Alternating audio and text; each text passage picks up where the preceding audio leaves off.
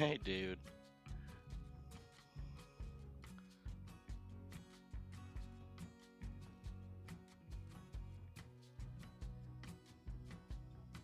Thanks for dropping in, man.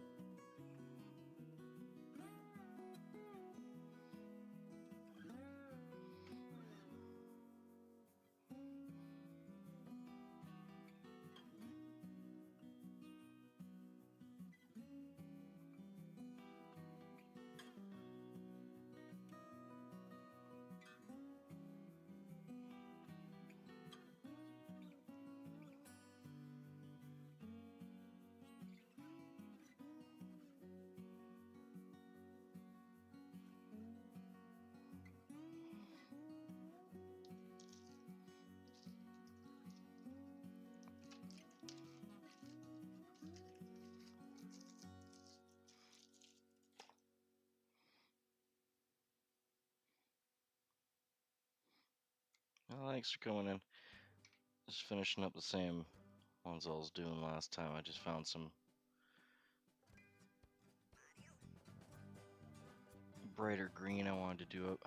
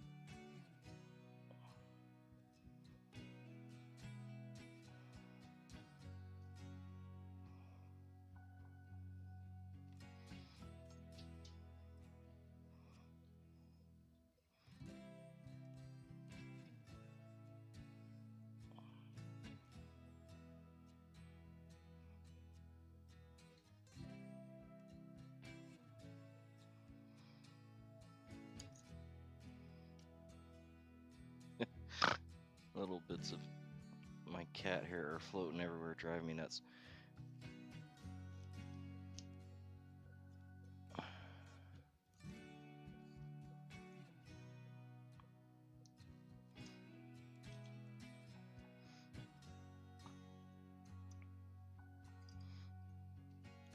They've got their winter coats in, and actually makes good dubbing, but it floats around and gets all over everything.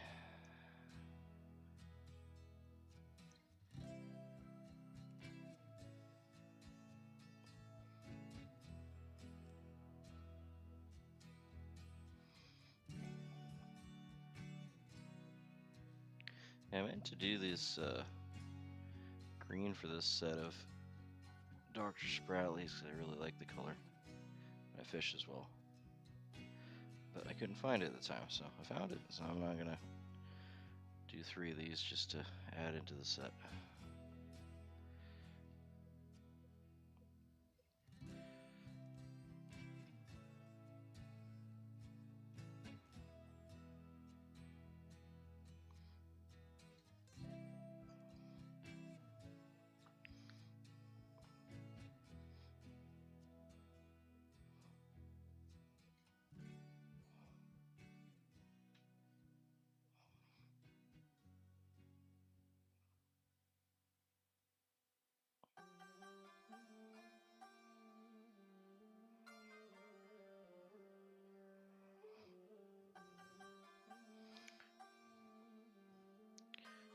Oh, Dr. Spratley and what do you call that? Maybe a bright green, bright emerald green. Almost Christmas tree green.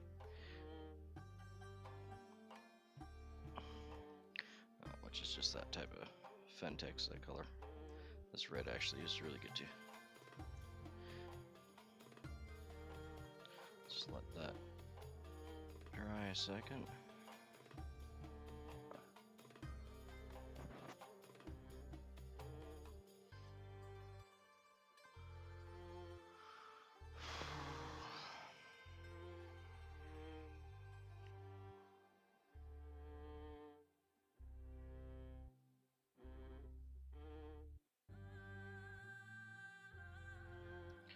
See if I can move these guys over here and make enough room for 3 more.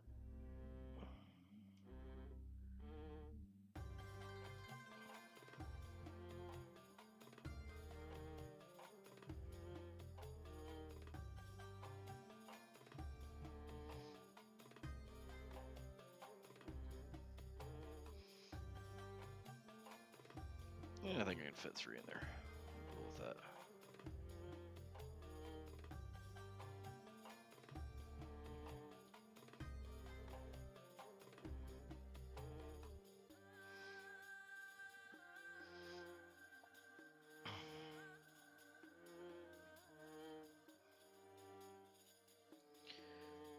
I'm currently doing these on a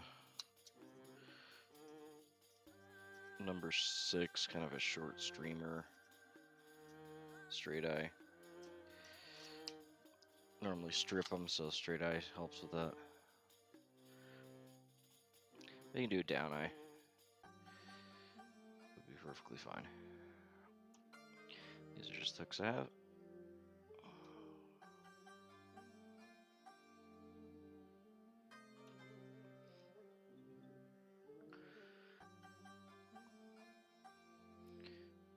I don't want to sit nice.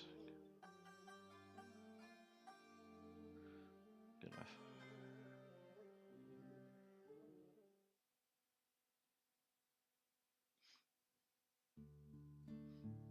Hey Dustin, how you doing, man?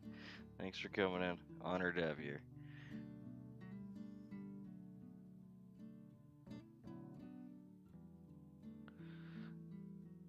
Yeah, sorry guys, I got the chat up on a different monitor, so I can't see it while I'm tying. I have to kind of look up to the side. But it is what it is.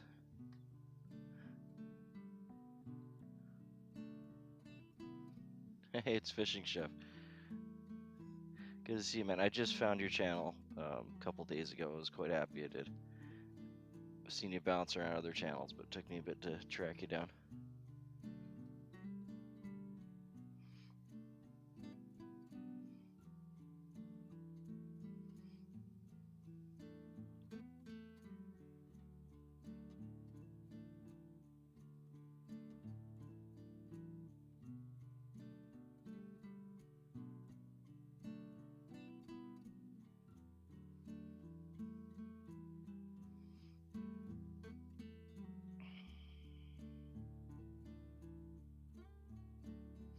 Yeah, this last batch of, what was this, hairline? I think it was hairline. Last batch of hairline mallard flank was just completely chopped up, so I'm trying to use some of it up.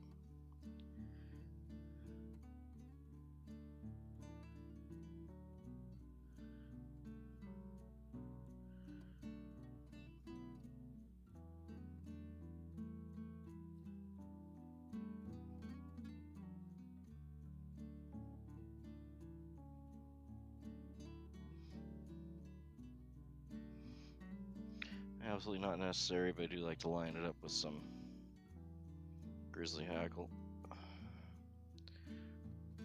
Not only does it let you use up some of the larger, nastier stuff, but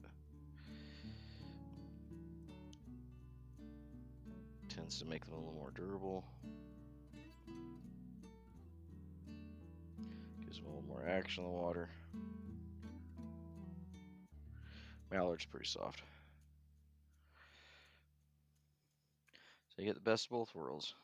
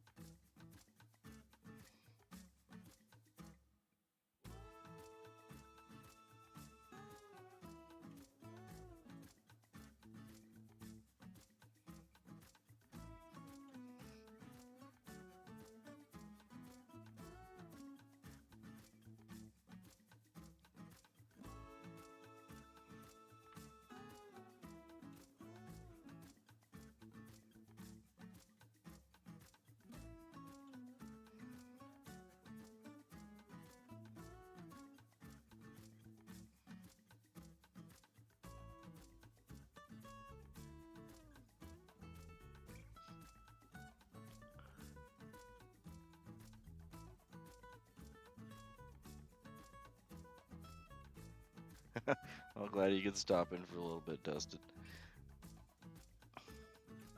You're a workhorse, man. You're all over the place. Pleasure to have you.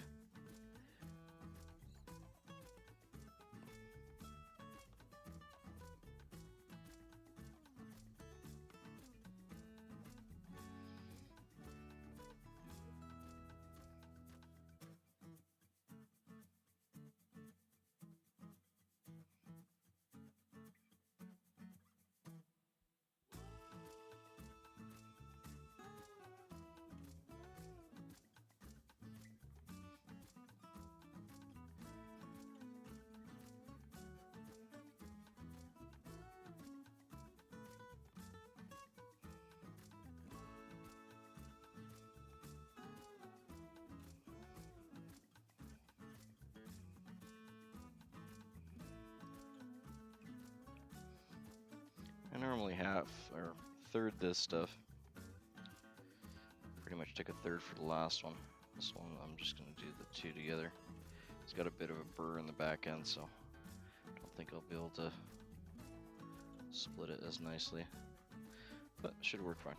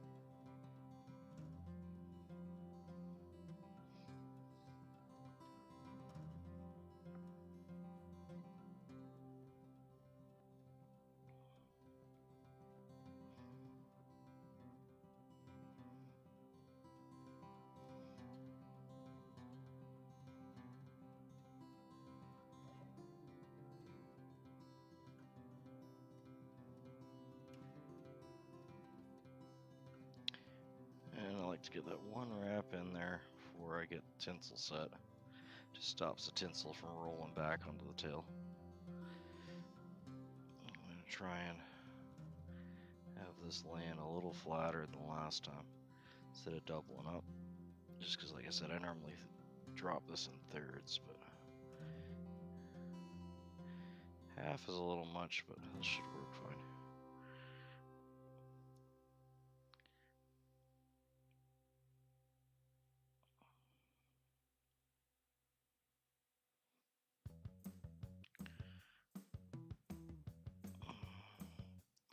That's the spot right there where I didn't want to split it.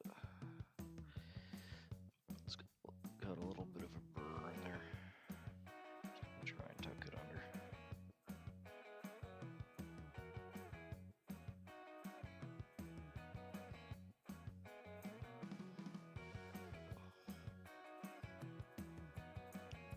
There we go. Pretty much made it right to my wrap point, so shouldn't cause any trouble. I just figured if I split it there, it would probably fray a lot worse.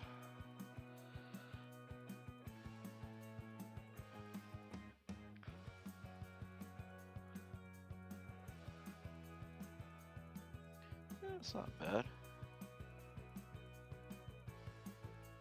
It's probably hair thicker than the last one, but that'll do.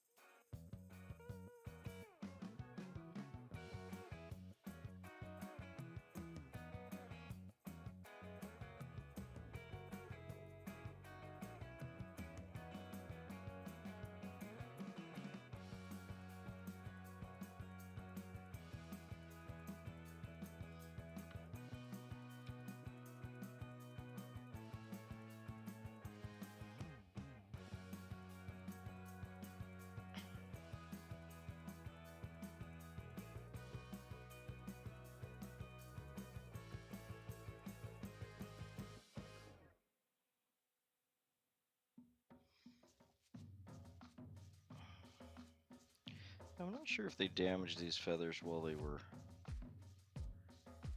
packaging or while they were plucking the bird.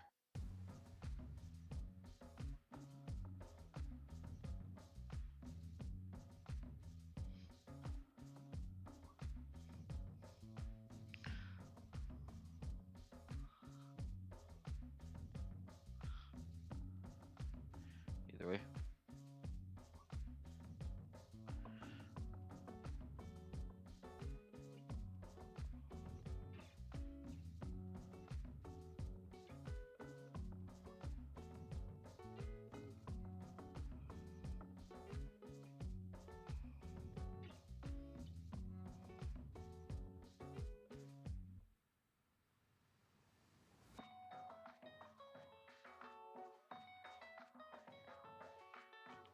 Just sit still.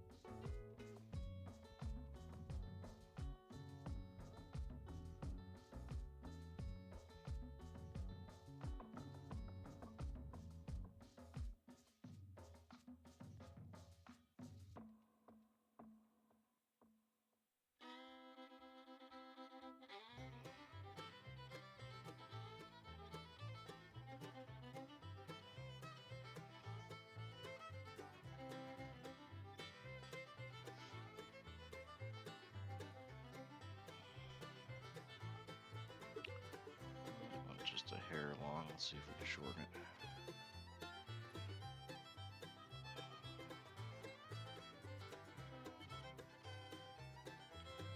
That's better.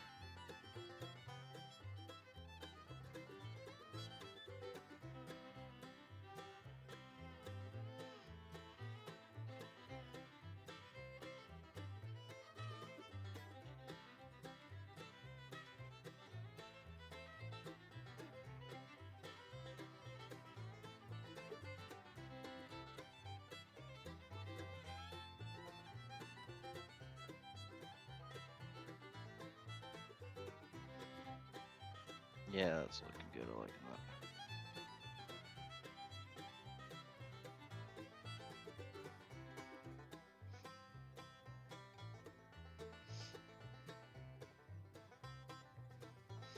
And pheasant tail almond. Just lay that along the top.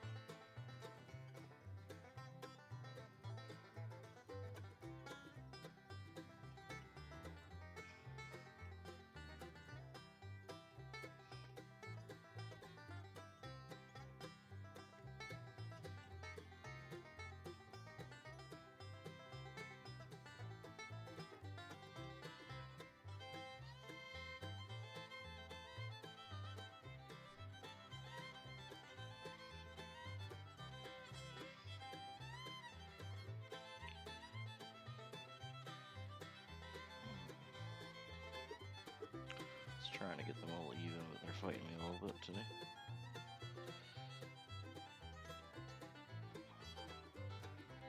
That specific feather was kind of crammed in the corner of the package, but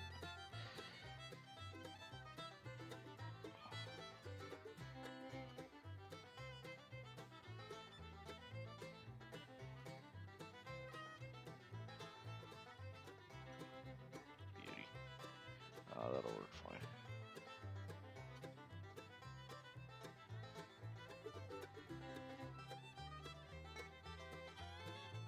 Hey, Pits It Up, how you doing, man?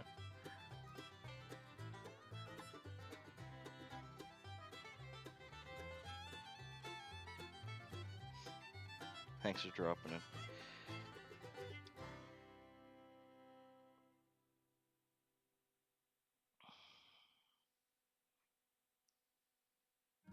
Spent most of the day sorting materials and wrapping up Fentex and wool and different things. Organizing it, carting it. I didn't mean to get on earlier. Wasn't expecting you guys to be around here this late. I'm always surprised how many people are up late.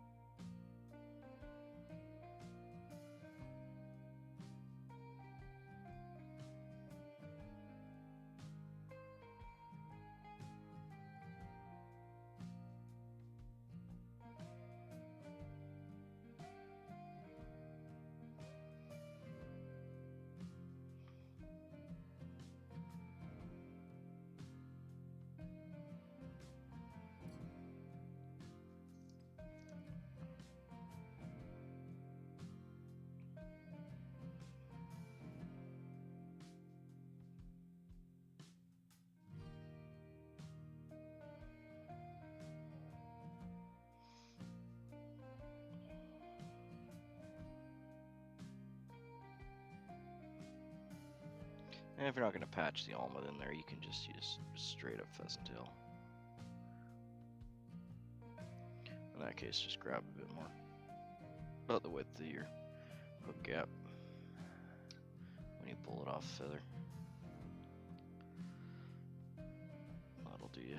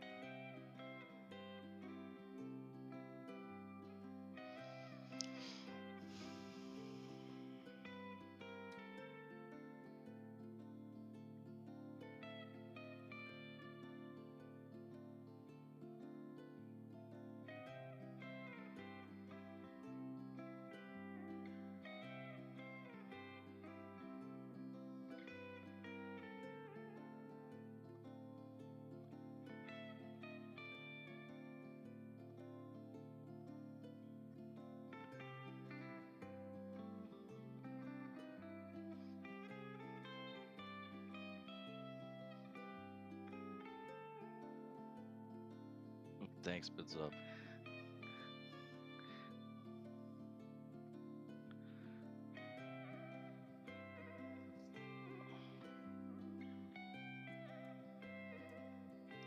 Um, it's not a wax. It's older than I am.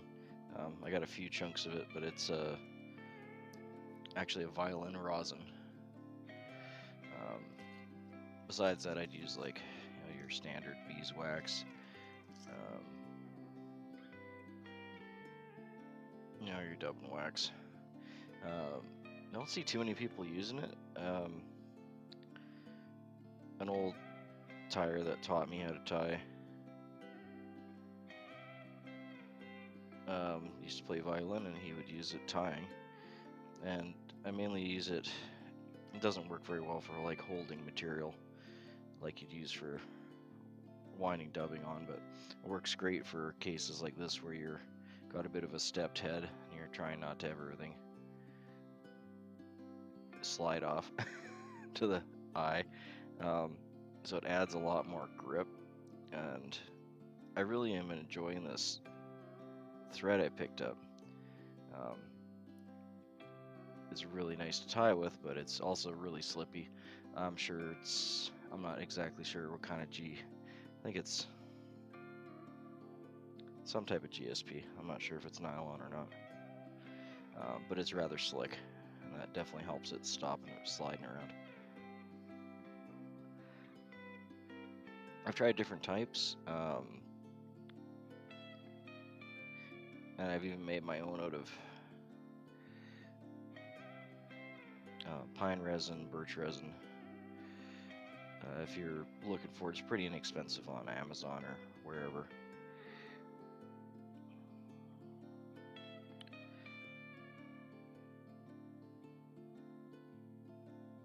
Just gonna rewrap that, it slid on me.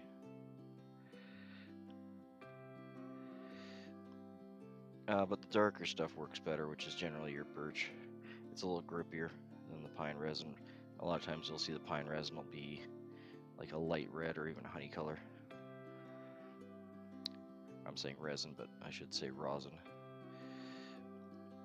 even though it is a resin. But it's pretty expensive. You can get a brick of it like that for, I've seen as cheap as like $7. And like I said, that little chunk has lasted me decades, so I'm sure one will last a while. And I broke it in half, so I have the other half sitting around in one of my other tying bins, and it's dried up and gotten a lot harder, which actually makes it easier to work with. When you first get them, they're quite sticky. But it helps material from jumping around on you. Beeswax does similar, but beeswax is just a little bit more on the softer side.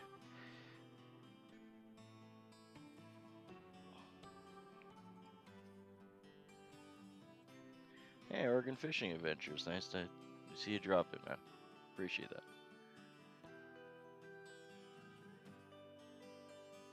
Thanks for the sub. I got my goal of 350 for the year. Not that it's a huge pressing goal, but I was quite happy to hit that mark right before New Year's. I'm gonna try and do a lot more videos this year, for sure.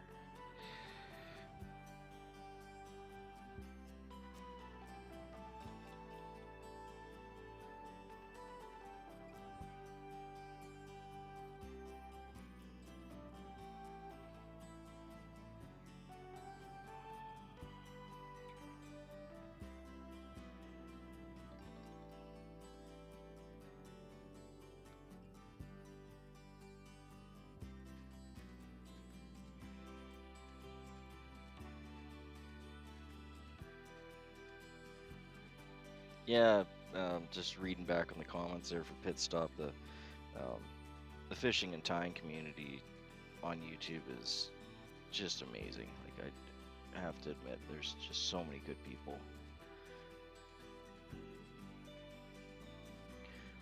And they frequent all the channels. Like, you'll see people like Dusted on Brian's channel or Spirited, or there's just so many. And we're all on that same journey, man.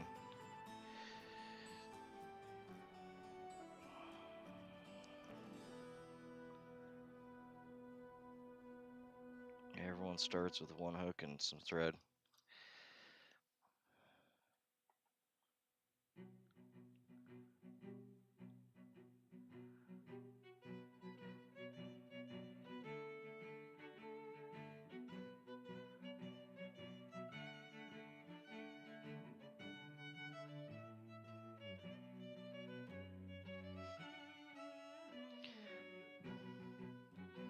Yeah, I'm definitely enjoying it more than I was enjoying the moto vlogging community, which I used to be part of. I enjoyed doing it, just the community was a little more toxic than others. But fly tying / fishing community here is super supportive. They're just awesome.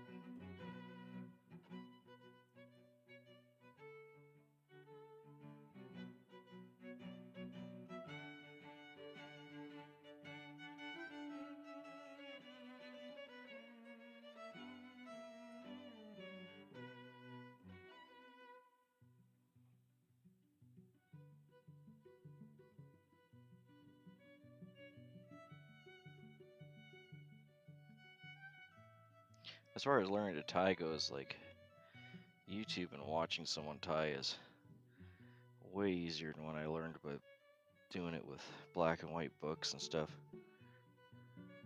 And it's really cool to be able to see everyone's little spin that they put on. Everyone's got a different technique, different way of doing it. And you get to see people from different parts of the world too. Even if you're going after the same fish, different rivers, different lakes.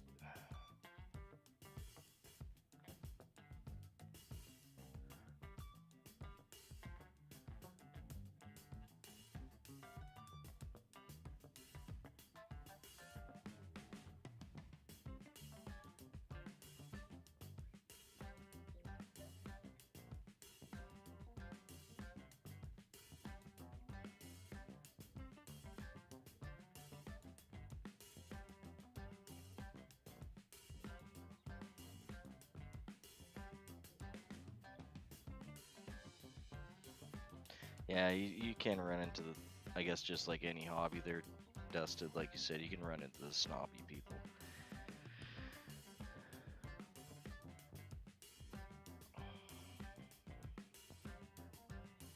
There are definitely those that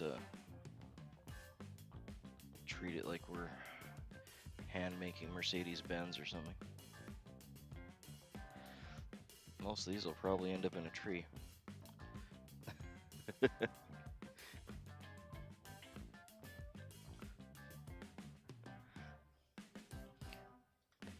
90% of it is you're just trying to enjoy yourself, so.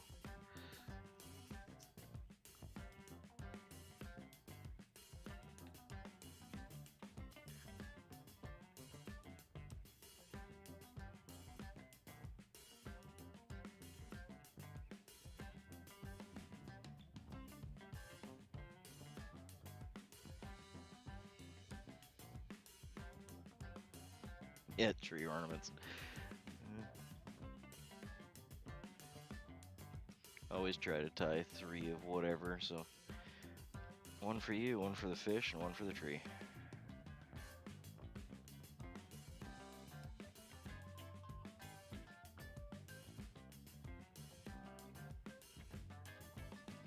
I'm gonna do 1 more up here. These ones are actually going to get sent off to, a third of them are going to Turner Fishing. third of them are going to Funder.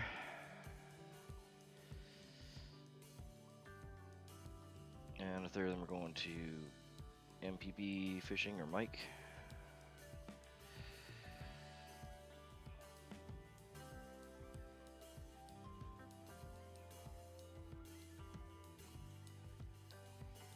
Just as Christmas gifties. I meant to send them earlier, but our postal service decided to take a strike in Canada, so couldn't send anything anywhere for a while. But international shipping is starting up again. Hopefully this week. It's started now, but there's such a backlog. They're probably not gonna go anywhere for a bit, so I'm not in a huge hurry. But hopefully those guys will get a couple on them.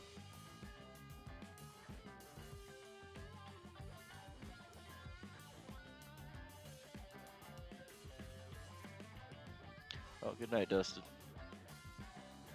Thanks for stopping in, man. Have a good sleep, man.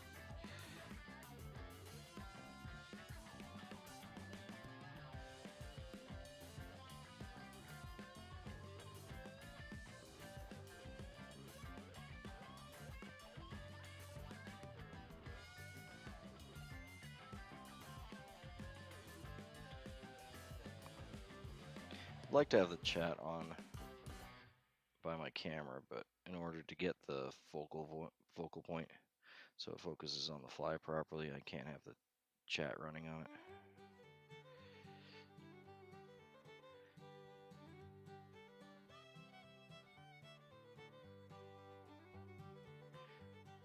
But it is what it is.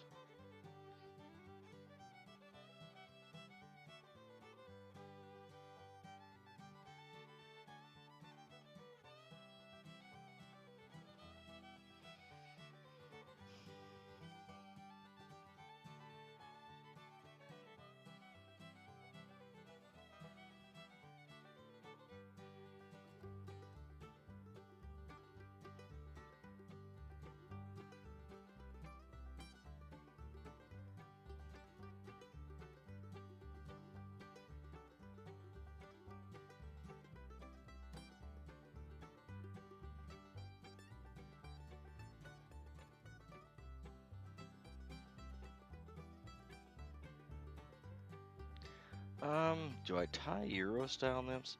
I do. I have a kind of love-hate relationship with them. I'm a little bit more old school when it comes to nymphing and nymphs.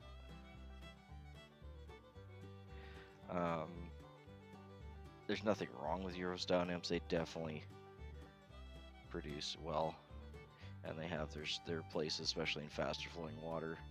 And I'm around a lot of rivers and stuff where they do work really well. I just grew up tying and fishing more old school style nymphs. Not sure if I got any handy here.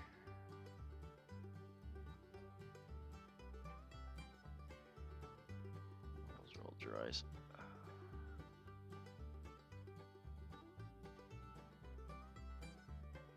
They look cool. I really enjoy tying them.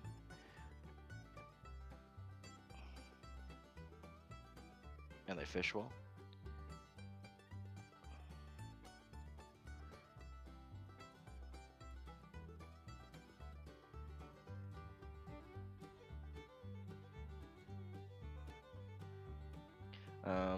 By Euro style nymphs, I'm assuming you're talking like beadhead. Here's some damsels. Not Euro style nymphs, but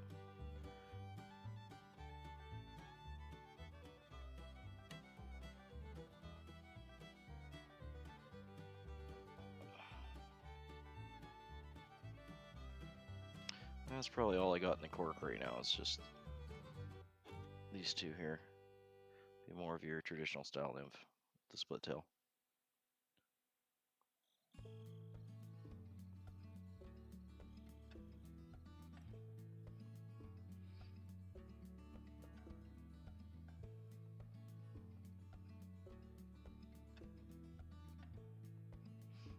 There's kind of two more there with some kind of resin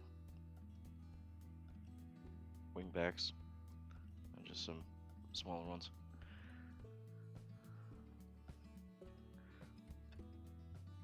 I picked through a lot of them, just doing up some boxes for family and friends for Christmas and whatnot.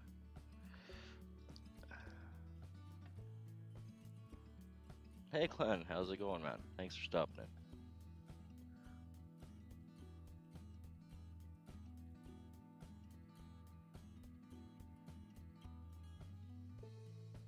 The shark. Oh, I have seen a short on that. I would like to actually see a long form. It does look like it would produce really well. I was excited to see it when I saw it. But yes, I know what you're talking about there.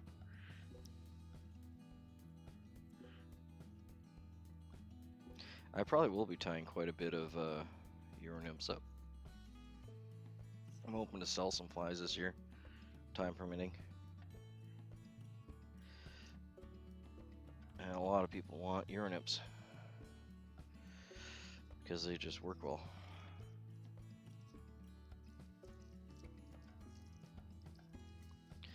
This is what I'm going to be using. It's just green Fentex. I don't know the color on this one because it was actually worn off the bag.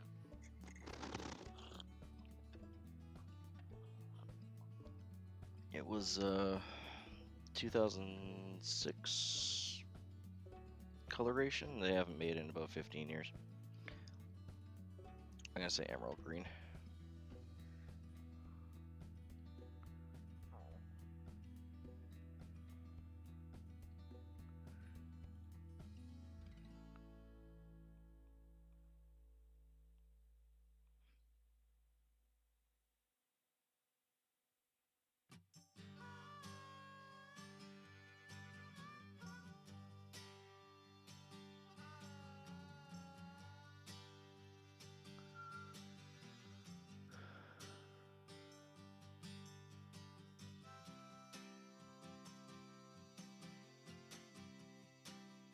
Yeah, the jig hooks with slotted tungstens.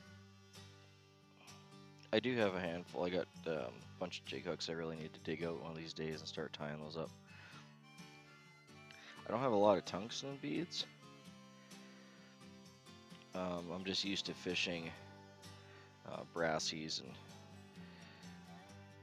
and that before tungsten really came out. But tungsten will sink faster and get you down there quicker.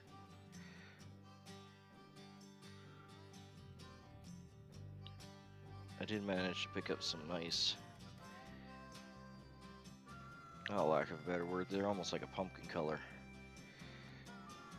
tungsten beads I want to try up on some nymphs. I'd like to get some nice kind of coffee color ones and some olives.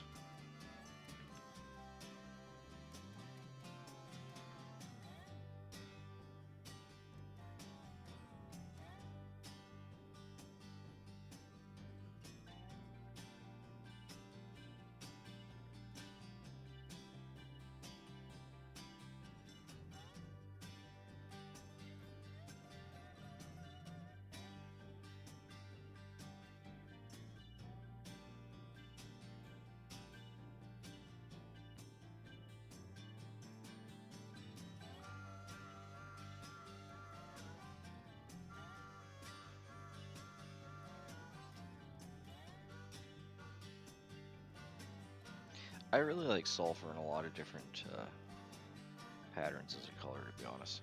Even if it's not something that's hatching off or whatnot, it just seems to be a good color for a lot of different things.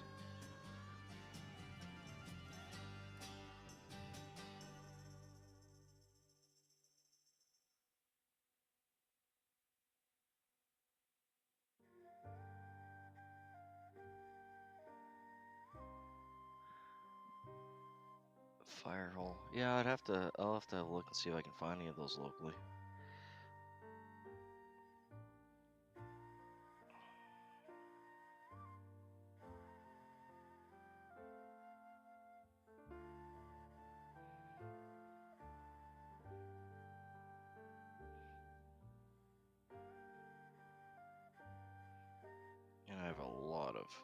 beads I need to use up, so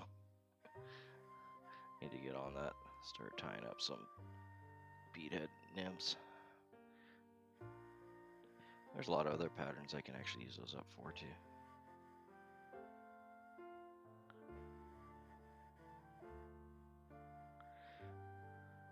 In Canada here, we can't do like a dropper fly. You can only have one hook on the line at a time. So you don't get as many people doing those type of setups where you'd have a dropper nymph, and well, you don't get anyone because it would be illegal. But in the States and Europe, you get you guys can fish it like that, which is cool. But can't do that here.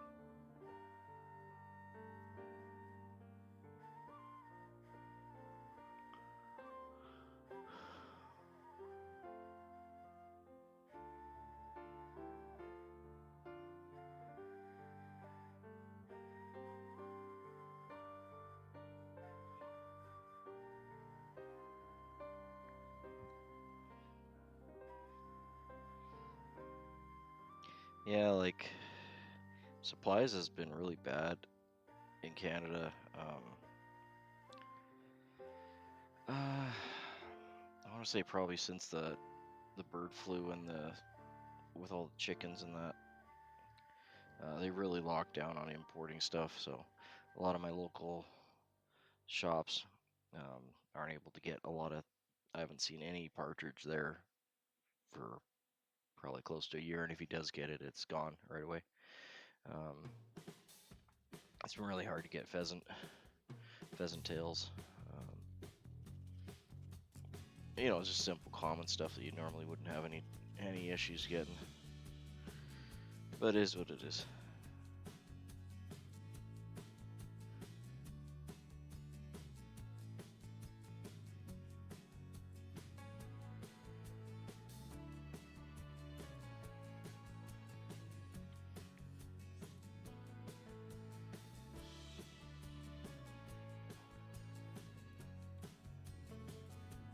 It's always hard when you're ordering online, not knowing what you're going to get.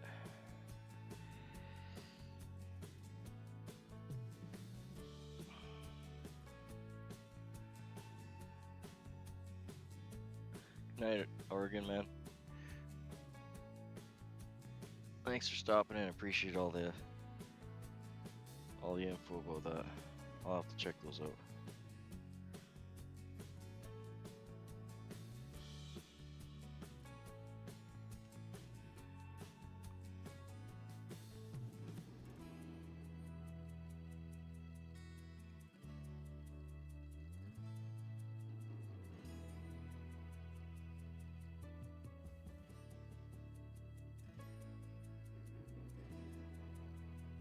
Yeah, because when I started fishing,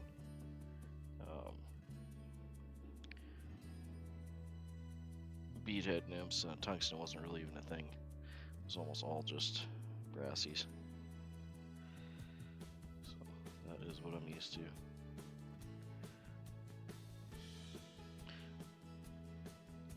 I'm not sure if there would be much of a learning curve switching between the two, because I would think the drop rate would be pretty substantial between tungsten and brass, because it is so much more dense.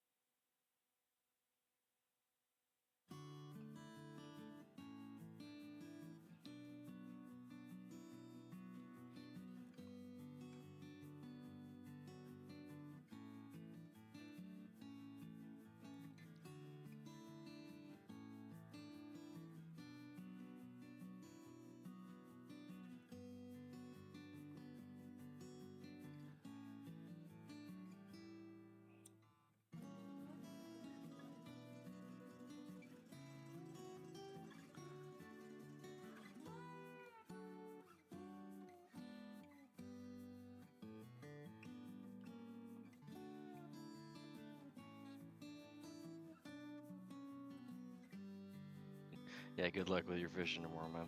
I'll try and catch you. I'll be working though, but I'll see if I can get in there if you're gonna be posting anything.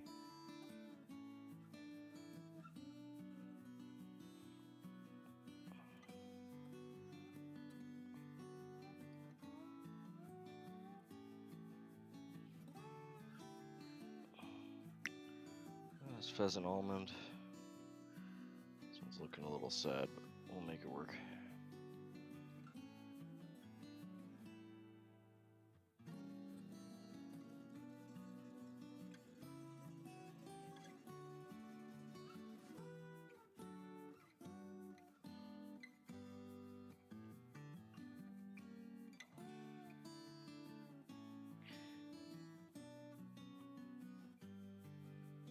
Pheasant feathers are just so magical. Just so many things you can do with them. Amazing bird.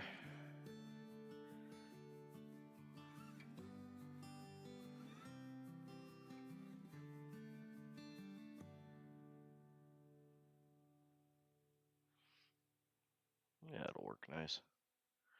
Just bring it up just a little bit over where the tail starts.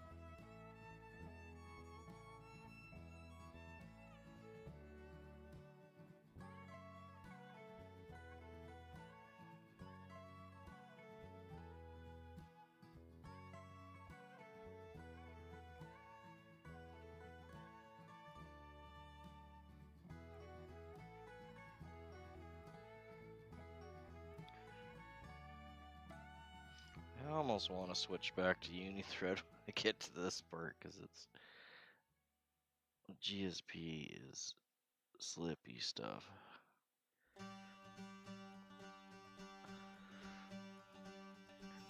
It's great to tie with though, but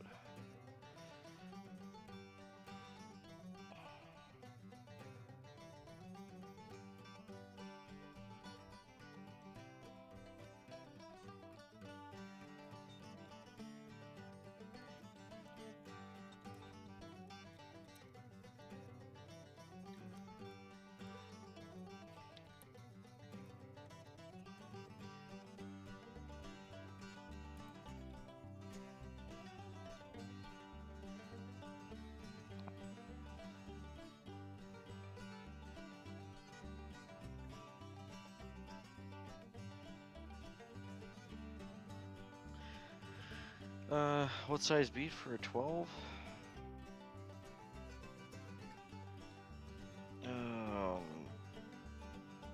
Trying to think of what that would be in American.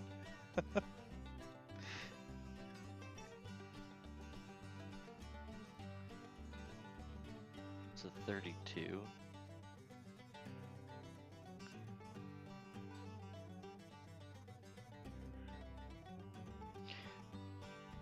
If you're using the slotted, it's not as bad because you can get away with going a size up or down. If you're just using like a regular bead, you got to be a lot closer because you can't make the turn in your hook shank there. But yeah, if you have like a nice slotted,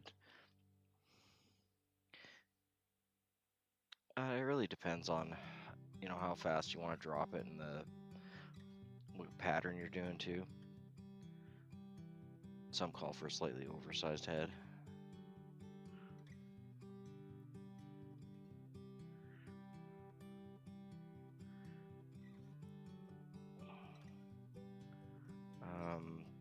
In Canadian, I use 3.2, 2.8 mil beads. I'm not sure what that would be in. I have to look at the actual package.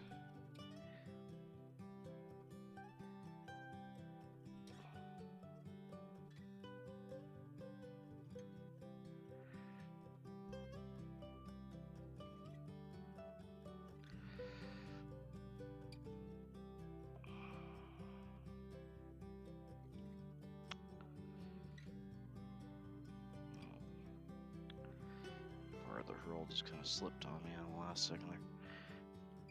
I'm gonna clean it up, okay.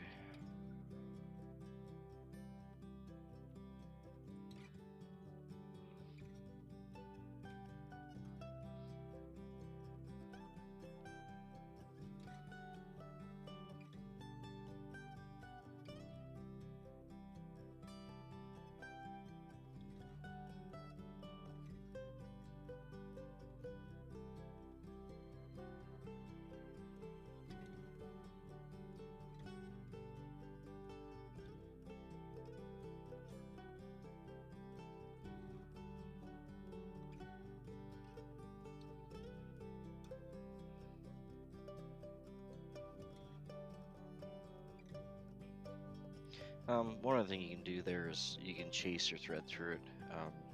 I was doing that on maybe about half of them. I just haven't. They're not required or anything, but you can wrap your thread through. They can take a fair bit of abuse, and peacock's very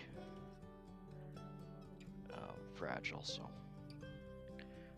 running a few thread wraps through. We'll do it on this one just because. Try not to lay down too many fibers, but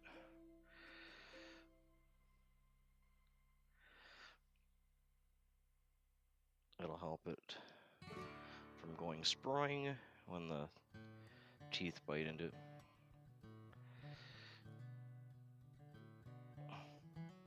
Like a lot of flies, these ones actually fish better the more beat up they get.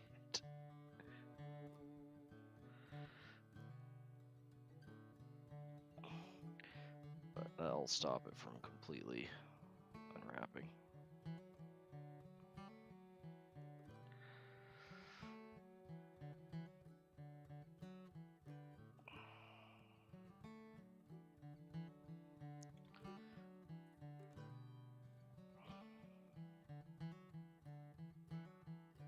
This GSP just really doesn't want to whip finish worth nothing unless I put some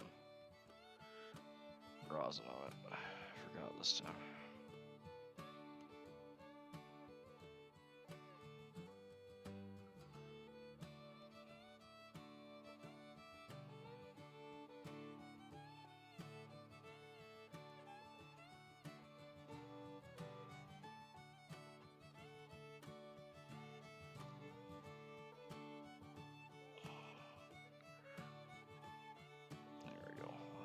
Bite down.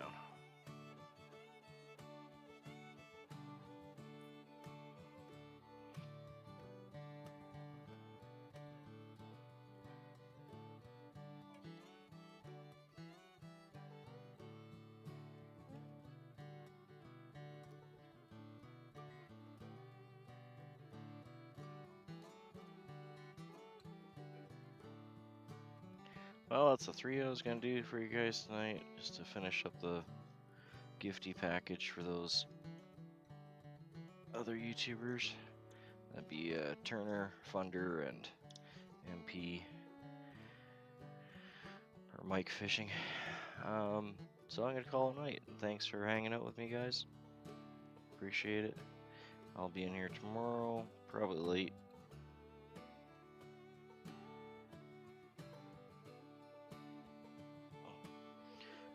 Maybe I'll even do you some Euro nymphs up. I'll have to dig up my beads.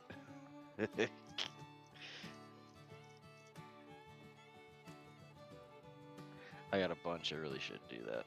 Use some up.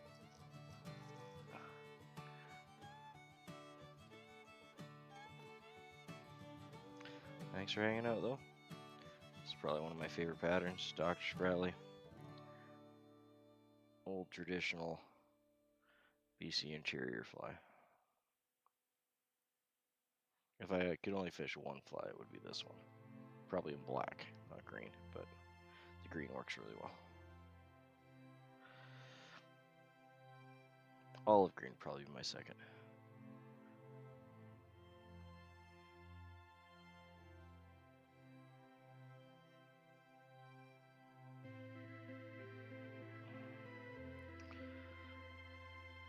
We got reds, greens, orange. There's an orange. Purple works really good for low light conditions, dirty water. Red works great around spawning time, early season 2, when bloodworms are out. Even though it's much bigger than bloodworm, they just key in on the red.